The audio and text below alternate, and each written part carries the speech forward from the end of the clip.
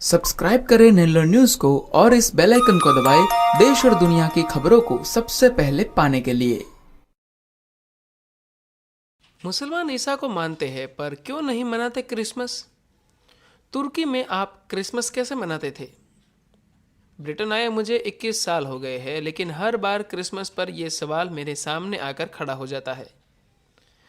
जवाब में मैं बस यही कह पाता कि तुर्की एक मुस्लिम बहुत देश है, इसलिए 25 दिसंबर की तारीख भी कैलेंडर की एक आम तारीख जैसी होती है। ऐसा केवल तुर्की में नहीं होता। दुनिया की एक बड़ी आबादी के लिए क्रिसमस का दिन एक आम दिन की तरह गुजर जाता है। ये बात भी कम हैरान करने वाली नहीं है कि पश्चिमी दुनिया में कई लोगों को ये लगता है कि क्रिसमस हर जगह मनाया जाता है। लेकिन क्रिसमस ईसाई धर्म के पैगंबर ईसा मसीह के जन्म का उत्सव है, और ये हिंदुओं, यहूदियों और मुसलमानों के कैलेंडर की कोई पवित्र तारीख नहीं है। दूसरे शब्दों में, मुस्लिम समाज में भी कई ऐसे बटे हुए परिवार हैं जो त्योहारों पर अपने मसले सुलझाते हैं, पर वो मौका ईद का होता है, न कि क्रिसमस का। ईद और क्रिसमस में फ़र्क है, और इस फ़र्क को समझना अहम है, और साथ ही ईसाइयत और इस्लाम के बीच के जुड़ाव को समझना भी उतना ही महत्वपूर्ण है। यही बात आपको चौंका सकती है। इस्लाम भले ही ईसा मसीह के जन्म का उत्सव नहीं मनाता है, लेकिन जीसस की इज्जत करता है। मुसलमानों की नज़र में ईसा मसीह ईसाइयों के पैगंबर है, और ये मान्यता उनके मज़हब का एक अभिन्न हिस्सा है। कुरान ईसा मसीह को एक ऐसी अहम शख्सियत के तौर पर देखता है जो पैगंबर मोहम्मद के पहले आए थे। हकीकत तो ये है कि जीसस, जिन्हें अरबी जुबान में ईसा भी कहते हैं, का जिक्र पवित्र किताब कुरान में कई बार हुआ है। यहाँ तक कि पैगंबर मोहम्मद से ज़्यादा बार हुआ है। मेरी आपका मतलब मरियम से है। ये बात भी कम दिलचस्प नहीं है कि इस्लाम की पवित्र किताब में केवल एक ही महिला का जिक्र है, और वो है वर्जिन मैरी, जिन्हें अरबी ज़ुबान में मरियम भी कहते हैं। कुरान में मरियम के नाम एक पूरा अध्याय समर्पित है, जिसमें ईसा मसीह के जन्म का जिक्र है। लेकिन इस्लाम में यीशु के जन्म की जो कहानी बताई गई है, इसमें न तो जोसेफ है, और न ही फरिश्तों और न नाद जानवरों को खिलाने के काम आने वाला पात्र का जिक्र है। मरियम ने अकेले ही रेगिस्तान में ईसा को जन्म दिया था, और एक सूखे हुए खजूर के पेड़ के साये में पनाह ली थी। तभी एक चमत्कार हुआ, और उनके खाने के लिए पेड़ से खजूर गिरी, और उनके कदमों के पास पानी का एक सोता फूट पड़ा। एक अविवाहित महिला के पास एक बच्चे का होना उसके किरदार पर कई तरह के सवाल खड़े कर सकता है, लेकिन नवजात ईसा ने ईश्वर के दूत की तरह बोलना शुरू कर दिया। इस चमत्कार से एक मां निर्दोष साबित हो जाती है।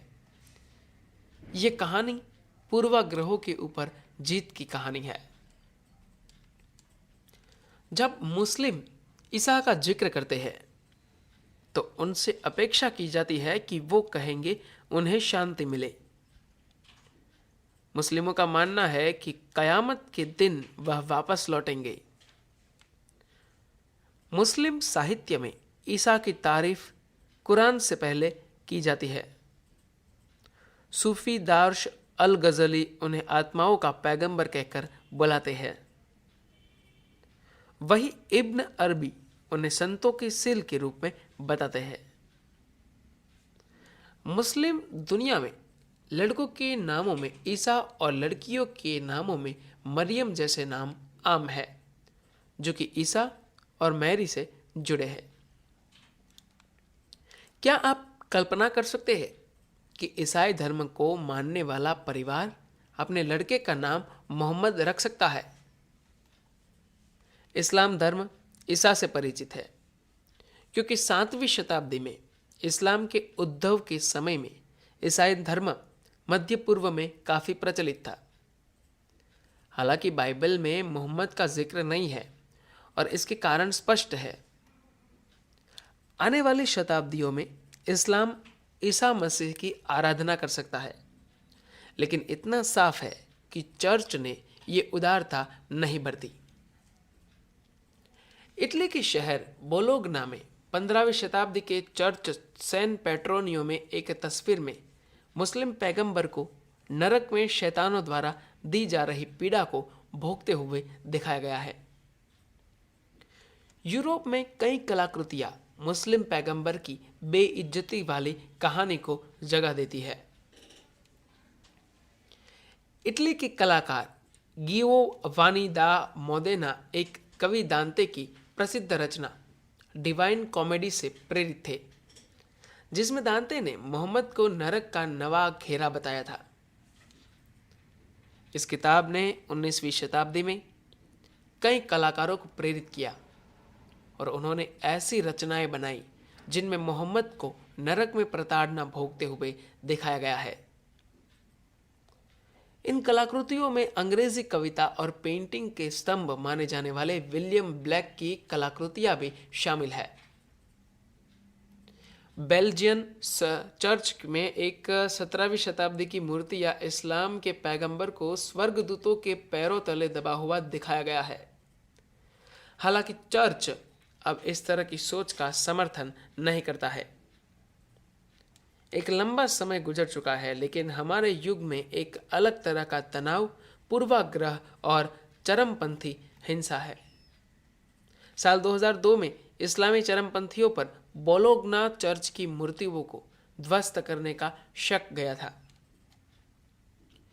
इसके बाद से इस्लाम के नाम पर यूरोप से लेकर कई मुस्लिम देशों में सामूहिक हत्याओं को अंजाम दिया गया, जिसकी वजह से समाज में एक दरार पैदा हुई है। मुस्लिम समाज से लेकर ईसाई समाज के लिए मुस्लिम ईसा मसीह की तलाश और उनके महत्व को समझना इस समय सबसे ज़्यादा अहम है। अगर हम ये समझ पाए कि वो कौन सी चीज़ है जो दुनिया के सभी धर्मों को आपस में जोड़ती है, तो शायद हमें समाज में पनपी दरारों को भरने में मदद मिले।